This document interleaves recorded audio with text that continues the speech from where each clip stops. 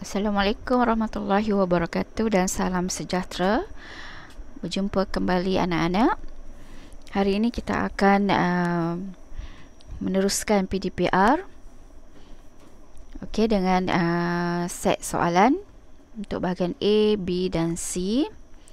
Okey, untuk kelas hari ini, cikgu harap proses yang pertama telah pun kamu buat, iaitu menjawab soalan bahagian A, bahagian B dan bahagian C menggunakan kaedah ataupun soalan-soalan yang terdapat dalam Google Form yang telah cikgu muatkan dalam Google Classroom.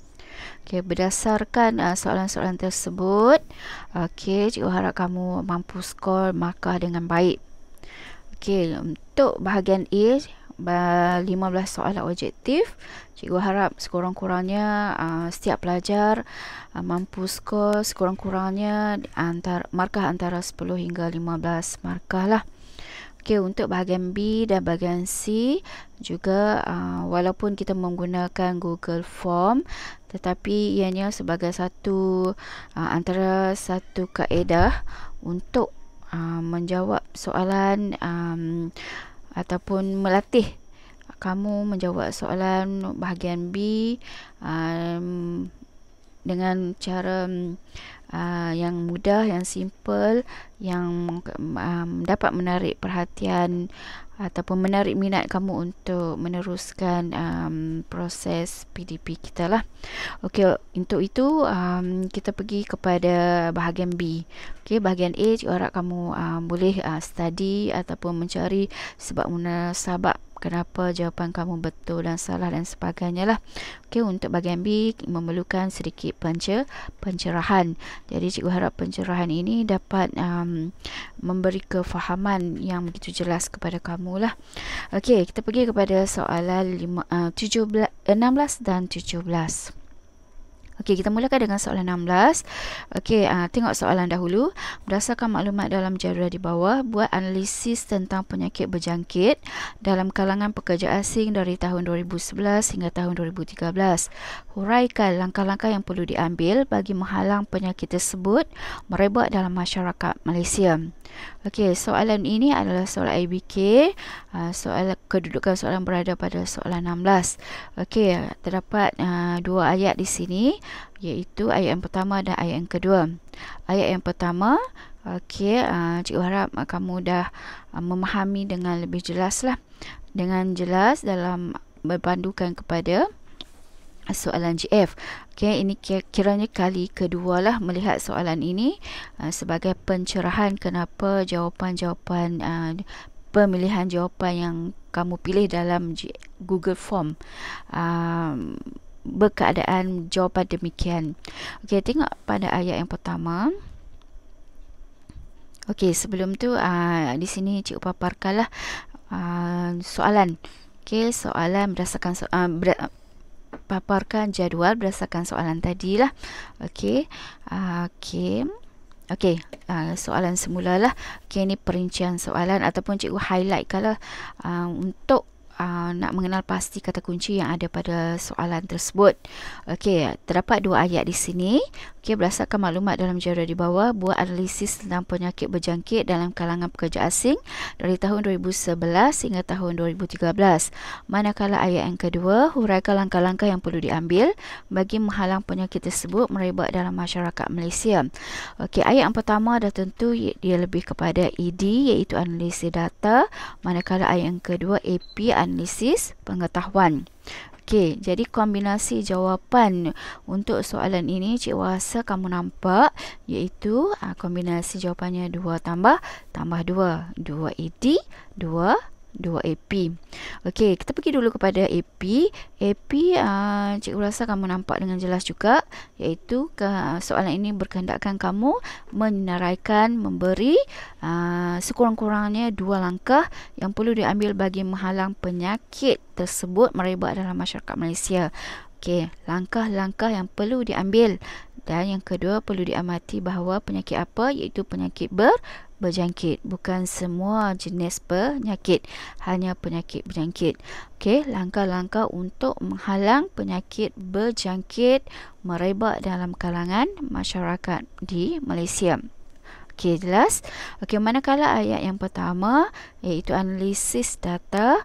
Analisis data di sini kamu lihat yang dibolkan dengan tulisan berwarna merah, analisis tentang penyakit berjangkit dalam kalangan pekerja asing. Jelas di sini kamu dapat lihatlah soalan ini dikategorikan sama ada dalam kategori pola perubahan, pola banding atau pola umum. Okey, pola perubahan semua dah maklum apa ciri-ciri pola perubahan.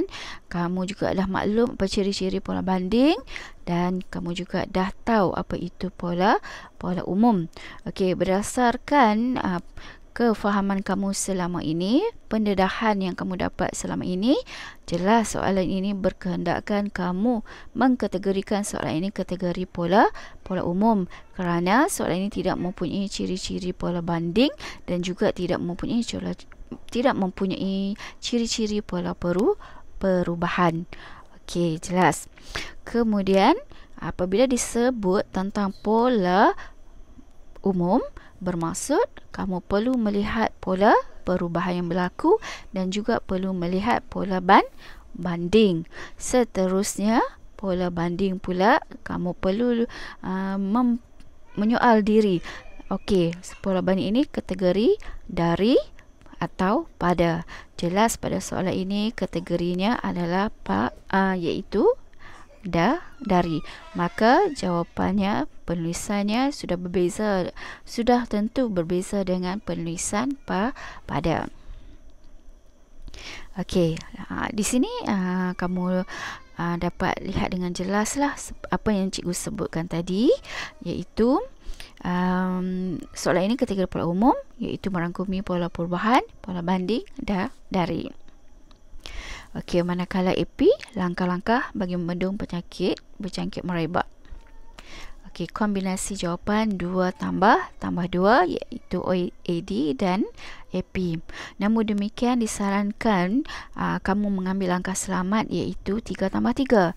Bermaksud kamu bagi 3 AD dan 3 AP. Okey, ini tidak menjadi satu halangan untuk kamu memberi ID yang lebih kerana untuk ABK tidak mempunyai limit patah perkataan. Namun demikian harus bergantung kepada masa. Masa yang dicadangkan lebih kurang 30 hingga 30 minit saja untuk menjawab soalan alih bentuk komunikasi. Okey, kita lihat ID. Okey, tengok lihat topik di sini, analisis data yang berlaku berdasarkan kategori pola perubahan. Okey, bila merujuk kepada soalan, kamu boleh lihat soalan ini semula dalam Google Form kamu. Okey, kamu nampak soalan dan jadual.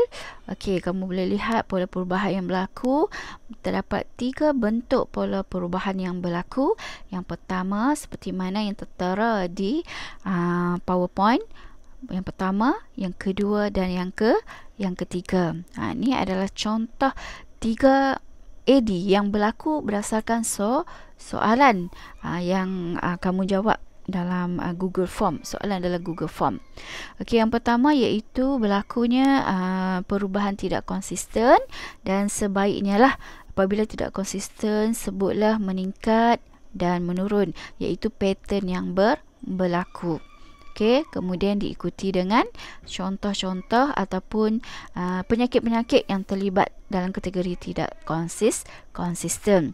Manakala ada yang kedua iaitu pola perubahan yang berlaku iaitu kes penyakit menurun dalam dari tahun pertama sampailah tahun yang ketiga melibatkan penyakit malaria.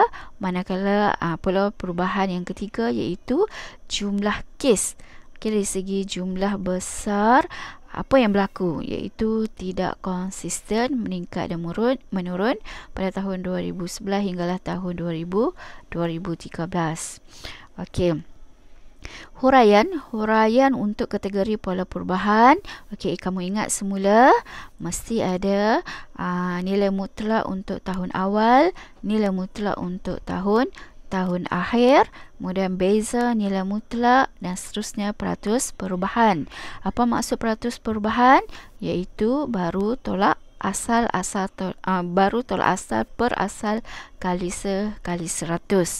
Okey, namun demikian sekiranya pola perubahan itu tidak konsisten, okey, item-item untuk huraian tadi perlulah dibuktikan pada meningkat dan juga pada menurun.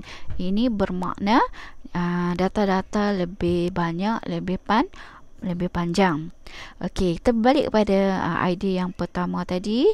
Yang idea pertama iaitu mempunyai banyak contoh. Ada 1, tuberkulosis, hepatitis B, sifilis, HIV dan kusta. Contoh-contoh tersebut mestilah dinyatakan semua sekali pada idea tersebut. Jangan tercicir walaupun satu, kerana keciciran walaupun hanya satu contoh boleh menyebabkan gugurlah satu markah untuk idea tersebut dan automatik markah huraian juga akan kosong atau sifar. Okey, jelas.